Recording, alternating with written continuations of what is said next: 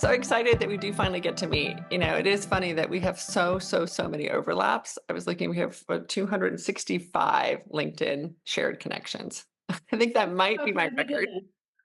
That might be my record. And I know that we followed each other's work for a very long time. So thank you so much for joining us on the Femme Future Society podcast. And Thank you for having me. I'm so excited to be here with you. I'm excited to get to know you and your work. That's really, again, the arc of these things is that we don't get to just focus on the work part, but we get to focus on the you part and who you are and what you're passionate about and what it is that you are curious to build as we move forward in this really extraordinary moment of time.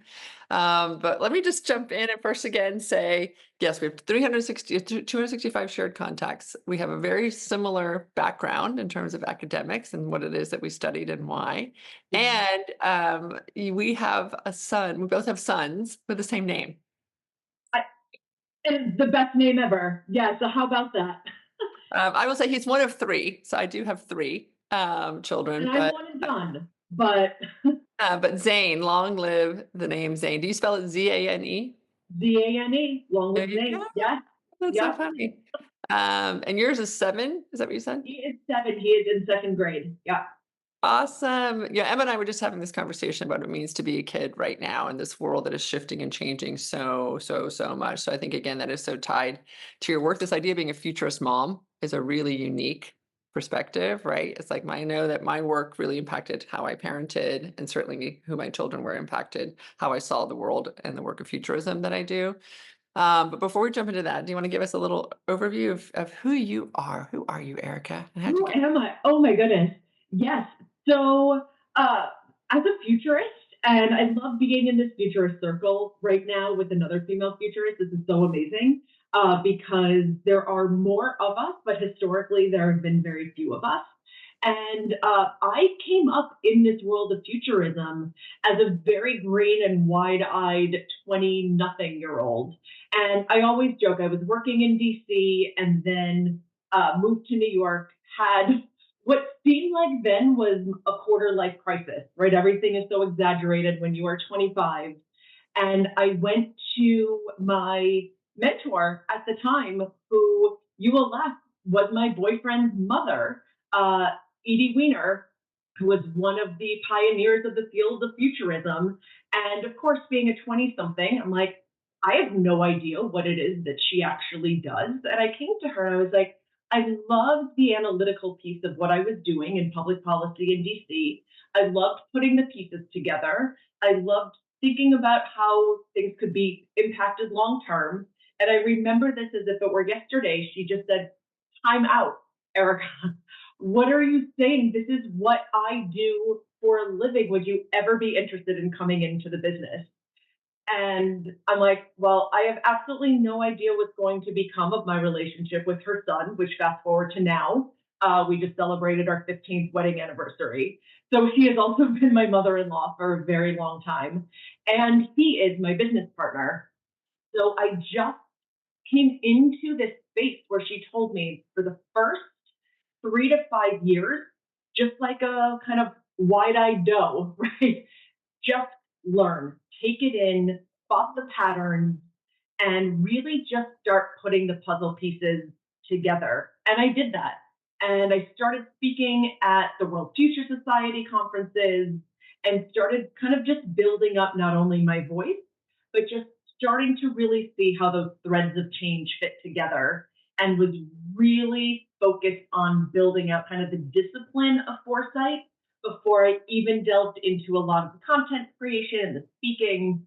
And it did take that amount of time to really train my eye. And fast forward to today, and that training of really using the human eye and the brain to really spot those patterns has served me throughout my entire career. And that was almost 20 years ago. And this was the Future Hunters, right? So Edie had an ongoing consultancy that was doing this work very early Yes. on. Well, so the joke was, so at the time it was Wiener Edrich Brown. And then when I really started coming up in the business, and then so much of the business was formed around my speaking and a lot of the workshops that I was running, I'm like, all right, so Wiener Edrich, brown, orange. There was a lot of combinations that just, we sounded like a law firm. My married name is Orange Wiener. It's terrible. So we're like, we are so due for a rebrand. Let's rebrand and really start fresh out there in the marketplace, leading for the first time with what it is that we do. It's hunting the future, it's capturing the future. And I always say it's about marrying the so what with the why. The why is the why are these big things happening in the first place, and then grounding it in some sort of contextualized understanding that gets to what are the specific implications, the applications, and that so what. Because if it's just out there in the ether and you don't really pull it back down to earth and say, okay, tangibly, this is what you can do about it, then it becomes, just kind of a nice to have. Yeah, I think so, because I think around that time, right, I was really following, trend watching, and Rainier, the work Same. he was Yep. doing, Marion Zaltzman and the work that she was doing, obviously Faith Popcorn and all the Yep. things. There was the Cassandra report. Right, yeah, yes, totally. Even Jane Winslow Buckingham, when she was Mhm. her work. So it was like there were a lot of people that were spotting things for sure at the time, right? But was your sort of bent on it that there was more of a strategic implication? Because it sounded like you guys were doing more strategic work with clients, or continue certainly to still do more strategic work versus just Yes, that's right? exactly right. So I would always say that what we do was complementary to a lot of the trend watchers. And we would even pair up with a lot of them to say, okay, you are identifying things that are currently in the cultural vernacular. It is already here. Those ripples are already identifiable. But then it is in the extrapolation out of longer term, what could this mean? What happens when generational change, for instance, becomes so exponential where it's changing every 2 to 3 years. A lot of the trend spotters are not really identifying that per se. Uh, it's really in that pulling of the time lens out to say, yes, what are the strategic implications? What impact is this going to have for innovation cycles, knowing that those cycles are getting truncated more and more? And I always say so much of it is not even about innovation. It's really just about imagination and just imagining things, using the future as a blank slate with no preconceived notions of anything that came before. And that's where I like playing. Yeah, I think that that's a really, really big insight. I do think that we've moved from just thinking about how we can apply to really thinking about what is possible, because we're in this moment where anything is possible, right? This whole idea of what if, Yeah. and Yep. helping people really Utopian, dystopian, and everything in between. yeah.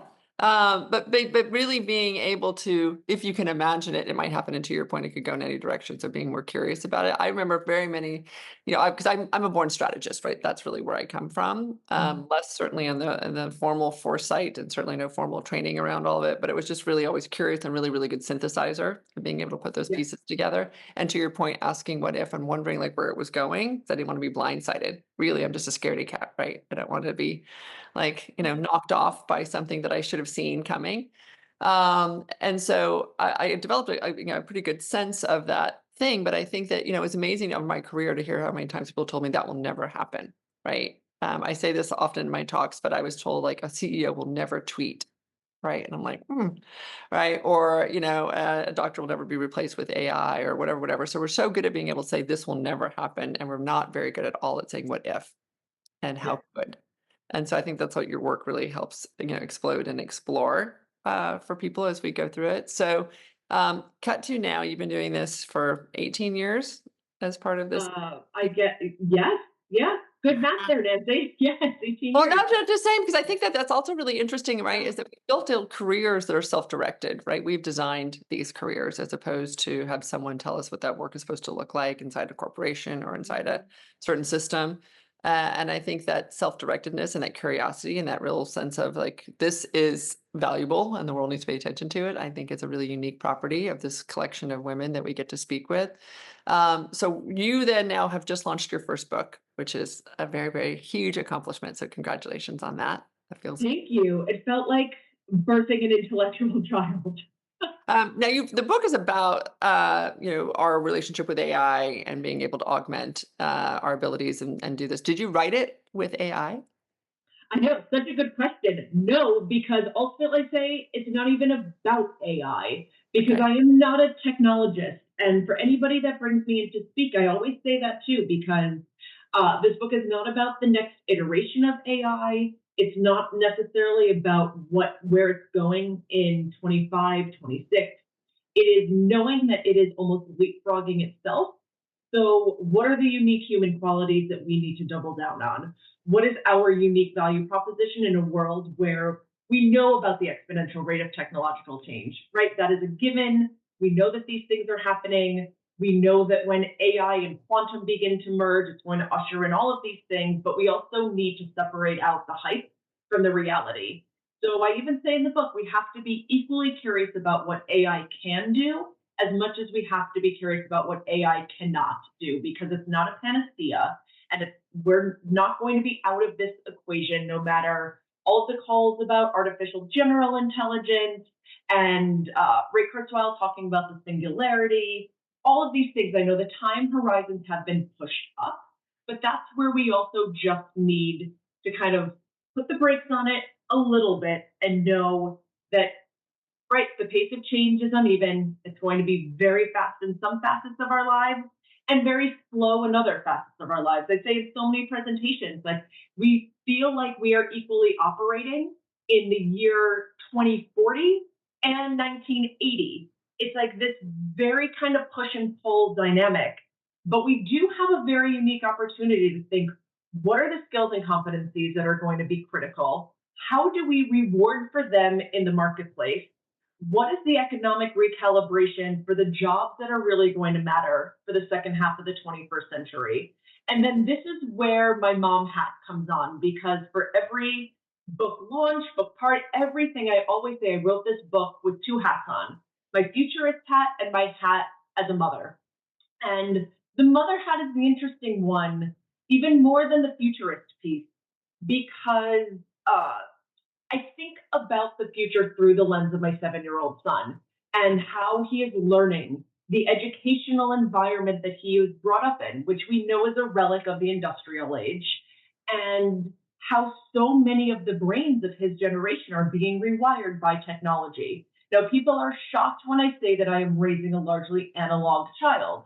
And as a futurist, it seems to make sense, right? It's like you kind of know so much about technology that then he doesn't have certain tools at home. I am almost so bullish on picking up a actual tactile toy or a physical pen or writing with paper and all of these things that just seem so absent from this generation. But also, I keep thinking, how can I even inspire him to view the world through the lens of not just critical thinking, which we know is important, but through true curiosity, wonder, never letting him, I mean, he still will, but just not losing that sense, especially now, of play and play based environments.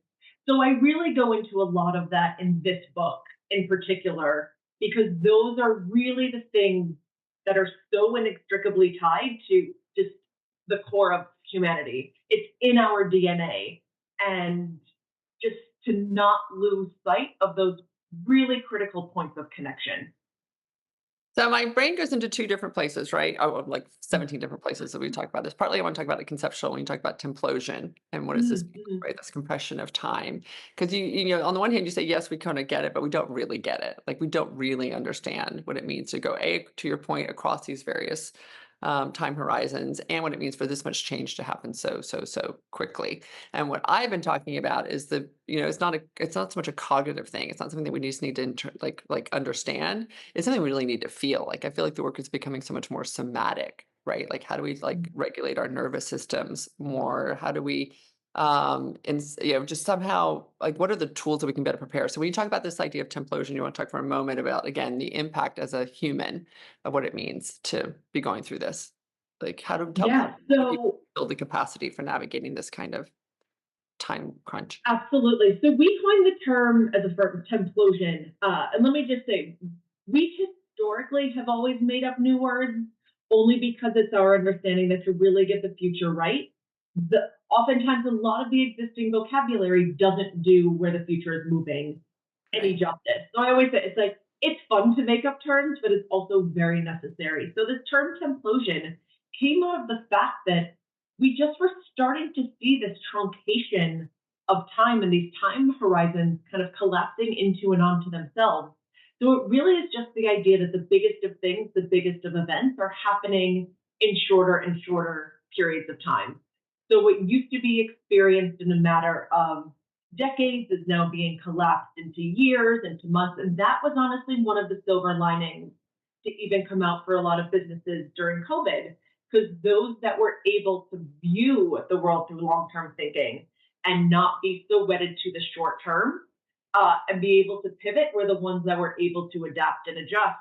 But from a corporate perspective, we see the truncation and the shortening of strategic planning cycles, financial planning cycles, R&D cycles, and the list goes on. I already talked about generational trends, but one of the kind of my soapboxes, right? I always bang this drum of why do market researchers and demographers define a generation in 12 to 15-year age cohort when the pace of technological change is having generations refreshing every 2 to 3 years. Yeah, So yeah. our workplaces, it's dozens upon dozens of these micro generations, each with different values, attitudes, and ways of viewing the world working together simultaneously. And also, we know that so many of our existing skills and competencies are getting rendered obsolete by AI. So we're in a constant refreshing of how it Yeah, is if you're to able do to, what we right? Not do. everyone has that capacity, again, either Mhm. time-wise, cognitively, or like by disposition, right? This whole growth mindset versus fixed mindset kind of thinking. So the question becomes again in a moment of this much change and truncation. And I really do think your point too about also being extended across these weird timelines. Like in Texas, I feel like we're going back to 1970, whatever. It's a very Well, weird time at the same time that we're trying to predict what's going to look like in 2040.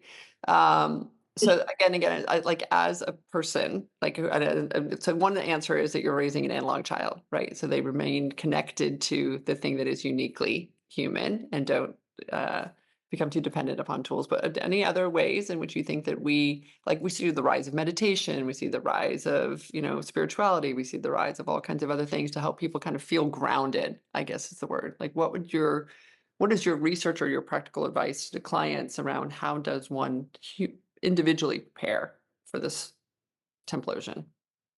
yes. So that is kind of the dizzying effect of all of this, right? Because those chasms between our ability to adapt and adjust and the pace of change, this Right. chasm is growing exponentially. And to your point, we do have to find ways to just pause. It's why, again, a lot of futurists will talk about trend and counter trend coexisting. And the counter trend we know always happens because of the trend, not in spite of the trend. So it's Right. by no accident that we are seeing more of an off the grid movement, a desire for more nature based travel, uh, more types of sensory escape, uh, different types of spirituality. There are a lot of those initiatives that were like, but this doesn't make sense given the fact that we're now in a world of generative AI and this, and it's like, of course, because it's basic physics, right? The two forces will always balance each other out. So as that pace of change on one end of the pendulum accelerates at such a level that it's hard to comprehend, it's why I said at the beginning the pace of change is fast in some areas and very slow in others. And we will search for that grounding and that meaning, purpose and meaning. It's why those two terms are being thrown around so much more. And it's not to Yeah. pay lip service to them. It really is how do we put a sense of purpose and passion back into what it is that we do. It's why calls for empathy become so critical because it forces us to go into ourselves versus just bopping around like atoms in an accelerator in the external environment, particularly at a time where there's so much geopolitical change across the world. Uh, we all need to take moments to just disconnect. I will even find myself going down a very unhealthy rabbit hole, right? It's like the term doom scrolling is very real. Uh, to just say, Erica, you have to just pause and maybe I go to my son and we play a game of Battleship, whatever it is. It's like taking out a old retro board game, and it's why a lot of brands are even tapping into a sense of nostalgia and kind of this retro revolution. It's by no accident. Right. Yeah, I used to describe it years ago about the fact that the more we become digital, the more we need the analog. Just remember that we're human. Like all of a sudden, albums were coming back, right? At the same time, you have Spotify, but people wanted turntables, they wanted albums, they wanted really, really spicy chips. Or we were taking more daring, to your point, adventure travel. We were trying to push the limits on various things. Like it was just this idea about the fact of remembering, right, that there's still this like very vital, vibrant component to being human that we Yeah, but didn't. I love what you said because it's like kind of going down the chakra line, right? It's going from the cognitive and just trying to intellectually make sense out of it to then kind of going down into the somatic. And it's going Yes. back into that human heart to say, what is it that I actually need? What is it that I might be deficient in? And how can I make up some of those gaps? Because there is so much uncertainty, but there's always uncertainty. It just feels like it's accelerating. Right, and then this gives you, to your point, the sort of the flashlight, right? The thing that gets you guided. I will also say, I think added to that is we are recognizing that our impact has tremendous, or our choices have tremendous impact, right? There's, I think, a greater sense of either consciousness or responsibility, and maybe it's because there's 8 billion of us on the planet now. When I was born, there were less than 4 billion. Right? When you think about in my lifetime, we've doubled the number of people on the planet. That's a really, really extraordinary thing. Yeah. So And you concentrated in just a few places. well, but that too, but again, but you see, like, again, like what we've done with plastics and what we're doing to the environment and what we're doing with ever. So I think that there's also hopefully now a recognition that our actions have impact. And so the sense of intentionality and purpose and that need to really think about the choices that we're making, I think are becoming more important. And that's why I really do think, whether it's women or specific, but really this feminine nature of recognizing our relationship or interdependence with each other, our responsibility to one another, our thoughtfulness to our community and to our future is a really interesting part of the shift that we're in right now. There's a reclaiming of some of these values that I think had been either taken for granted or not really made as visible. And I think there's a really huge callback to this and a real invitation to amplify those right now. How do you feel? Yes. So there's an interesting push and pull that is happening. There is a wide push and a powerful push to a lot of what you articulate at the same time. It's a tug of war between modernity and antiquity. And we are seeing, right? You even said you're in Texas right now. There has been a callback to a lot of these forms of advancement. And we see this rippling, the ripple effect and the rise of authoritarianism globally. And this is no accident, right? Everyone's like, why now? And it's a direct response to the pace of change. And there is, right, a need for progress. And there's also preservationism. Yeah, I And was gonna say, these I will say, two in an interesting limbo. I'm going to be rude and push back on that one for just a second. I was at But a yeah, house business in Tangier in spring, and Anand Jared, I always like butcher the beautiful man's name. But he was talking about how quickly women's, rights have shifted, and he was talking mostly actually about its impact in India and how it's destabilizing men because all of a sudden women have just come across. I'm like, can we just be clear? It's 6,000 effing years in which we finally have a chance to have a bank account or open a business or do these things. So it's only fast for the people who feel displaced by it. It is not fast for the women who've been fighting for, correct. Yeah. decades, centuries, and, whatever, thousands of years to try and get back to an even pace around some of this stuff. So the fact that it is quote unquote catching some portion of the Mhm. population off guard. I think that what's actually really interesting is, yes, there are people who are losing power and are feeling this need to kind of hold on to it or don't understand their place in the world order, right, or in the societal order or the economic order that are causing that. What's also really interesting, though, I think, is because change is happening so quickly and people are afraid of their um, then they don't feel secure in it. They're going to some sort of answer that feels secure, right? So come to Papa and he's going to take care of everything. Don't worry, you coal miners, you're still going to have a job. And don't That's worry, exactly right. ladies, like we don't expect to put more on your shoulders and, whatever it is. And so I think that's the really sort of scary thing. So one thing that you talk about in your work, right, is this idea of deep fake and the idea that we have to bring human judgment into, become more discerning around what is real and not real. Is that fair?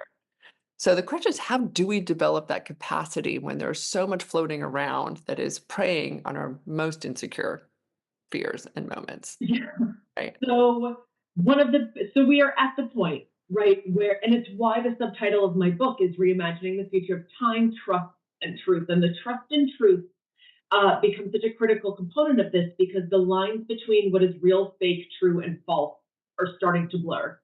Mm. And we are in this ecosystem of mistis and malinformation, which is out there. But then with the last D added on, I was joking, like it sounds like a drug, MDMD, but it's digitally derived information. And that is what happens when AI is creating its own just web of distorted imagery, where I liken what is happening to the truth as operating in a funhouse, right? It's like you don't know what version of reality is being mirrored back at you. And you have no idea if what you are reading, seeing, hearing, or being told is based on a falsity or a truthhood. And the biggest thing today is, does it even matter? Does it even matter? Because how do we prove any of these realities to be true or false anymore? And in the book, I get into a concept called the liar's dividend. The fact that it's kind of like the emperor with no clothes, right? Like the more that we try to disprove something and say that it is fake, the more we tend to believe in its validity. So that creates a very interesting kind of mental, whatever you want to call it. But I even go back to the current educational system and knowing that there is rampant deepfake bullying out there. A lot of girls are disproportionately affected with the rise of deepfake pornography. And I mean, this is different than anything we ever grew up with because neither one of us even grew up with social media. So this is in many ways this Wild West, but it forces us to not only question every single thing that we are being told, but it elevates the need for human judgment and human oversight. So even at the youngest of ages, to just going beyond traditional digital literacy, what does the creation of entirely new framework around AI and AI based MDMD even look like? How can we create courses around getting someone to understand that what they're seeing might not make sense or it doesn't make sense if paired with this information, questioning the sources that they use. So much more now is who or what is even considered an expert with the Amen. rise of the influence economy. So this is not just a very straightforward answer I anymore. And not to put a very dark spin on this, but I always say one of the biggest existential challenges that I think we are going to face in the future outside of the climate is going to be the assault on the truth and being in this world of complete distortion. And there are going to be ways that deepfakes can be used for good, and there are going to be ways that deepfakes can be weaponized. It's going to be both. Unfortunately, this side of it become the weaponization of that becomes deeply, deeply powerful. Its know. ability to create not just synthetic media, but the questions of does this have the ability to create entire synthetic histories? For sure, right? There was I forgot her name. I wish I could pull it out right now, but there was a journalist who was part of a tech conference. She was working with the Center for Humane Technology, and they'd done a completely like deep fake version of her life and her career right in front of her, and then making it as an assumption or not an assumption, insinuation that she'd had an affair with one of the tech moguls that she'd interviewed and this whole Mhm. thing. And it didn't just turn it into, say, tweets, it did it into videos and pictures, and it did this whole like meme campaign to discredit her. Like this whole thing happened. So she talked about it as like deep reality. In some ways it was like it had created this whole, it was a world building exercise that made it seem as though it was real. So it's like the way that we used to triangulate, well, if this, I used to always go to Snopes, right? Like, Mhm. can I trust this fact or this, whatever, Yeah. that post, and it would be like false or not. And now the reality is you'd normally go here and trust, well, do it, is it, also on this site, or well, gosh, if I was there a photo for this or a video for this, whatever. I think the fact that we can create this entire world, that to your point is fake. And then the thing that scares me, so we can just like make everybody now like feel absolutely, apoplectic about this is Give when him a disclaimer, go get a well, cocktail. I know you're just gonna say take a deep breath.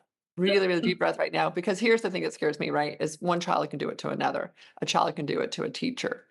A coworker can do it to another coworker. So the fact that they, Someone in their garage can do it of a world politician. to So anyone, it's right, yeah. right. So the fact that these tools, and so it's for me again, this thoughtfulness, right? How do we release these tools? I'm all pro AI. I'm pro innovation. I'm pro that we can, change the way that we work and what it is that we do, but really having a much more thoughtful lens around how we do it. And I don't know, what I personally don't think regulation is going to in any way keep up with. No, no, no, no. And I think we've got market forces that are encouraging people to try and jump into this as boldly and as fast as they can because they think that they'll be able to profit from it, as they have in the past from other things that haven't been as healthy, whether that's, big pharma, big food, or, big social media.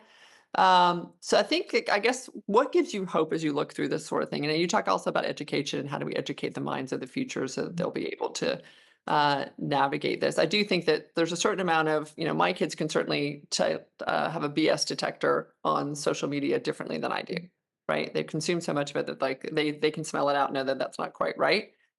Your son will probably be more sophisticated around some of that stuff than my children will, again, because he will have been bombarded with it. I'll just say as an aside, I go back to Hamilton and Jefferson called each other out via fake pamphlet before any of this other stuff existed, right? Anonymous fake pamphlets, talking about their sex lives.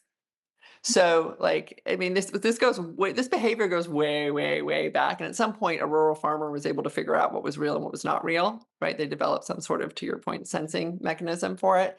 I think that the question is right now, how do we build that capacity? So it goes back to me, to education, or let's call it learning, right? When you look at the horizon and you see your son and how you want to prepare him, for being able to live in an augmented and potentially distorted, but also exponentially, imaginative and possible world. Aside from the analog, emphasis, how do you think about how do we prepare this generation? Well, the analog emphasis is only because he's little and I can still control what it is that he does. So let's be clear. I mean, this is by no means a long-term strategy. This is more of a elementary school brain building conscious choice until I know he's going to have more unfettered use of a lot of these tools because, again, that's just a more realistic perspective. At least for me, is never losing both that sense of curiosity, but it goes to also the responsible use of this technology. It's why it frankly drives me crazy when a lot of people in education will talk about the rise of AI based cheating. That's not the issue, right? Rewrite the course material or the directive so that that can be used as a tool so that it's not so easily accessible for them to just, kind of cut and paste. And so the conversations around a lot of these things have to change around the ethics of AI, what more human centric AI is going to look like. And I go back to the very beginning of what AI can and cannot do.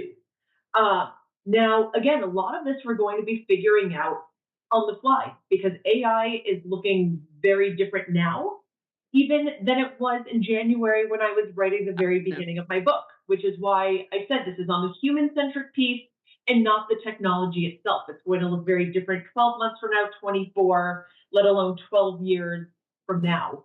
But to be stuck, and this kind of gets to the modalities piece, to get stuck in the old ways of thinking and the old structures and all of the industrialized age holdovers we know isn't going to serve us. And intellectually, we understand this, but in practice, it seems to be hard to even begin to move the needle. So we even need our current systems to get up to the 2000s, let Right. alone almost 2025. So there's a lot of work that we need to do and get done in order to really equip those minds of tomorrow.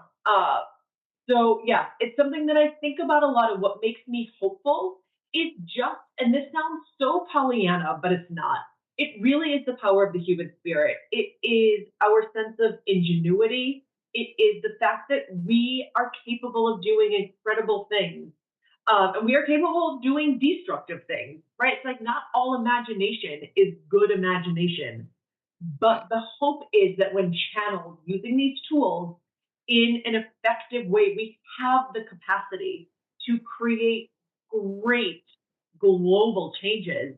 We just have to get our mindsets aligned with what is possible, right? There's a lot of that doom and gloom that's out there that is almost anchoring us to the past.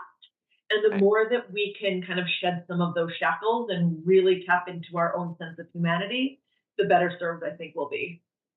So sometimes in my talks, I do a what would dinner look like, in 20 years into the future. And I have this whole super imaginative thing about these two sisters and how they coexist in a very different world of technology and human connection and what that could look like just in terms of the expression of dinner. What is the story of the future? Like, what is a scenario or way in which you help paint it for people that you can imagine however many years from now you want to go? Like, is there a vision that you can help us see through your eyes?